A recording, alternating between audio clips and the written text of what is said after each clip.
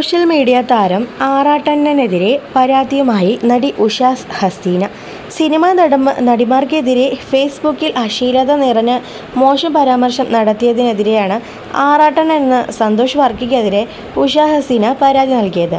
ആലപ്പുഴ ഡിവൈഎസ്പിക്കാണ് നടി നേരിട്ട് പരാതി നൽകിയത്. സിനിമാ നടിമാരെല്ലാം മോശം സ്ത്രീകളാണെന്ന് നടനും കൂടിയായ സോഷ്യൽ മീഡിയ താരം ഫേസ്ബുക്കിൽ കുറിച്ചത്. നിരവധി പേർ വിമർശനം ഉന്നയിച്ചെങ്കിലും പോസ്റ്റ് പിൻവലിക്കാൻ ആറാട്ടണ്ണൻ തയ്യാറായില്ല.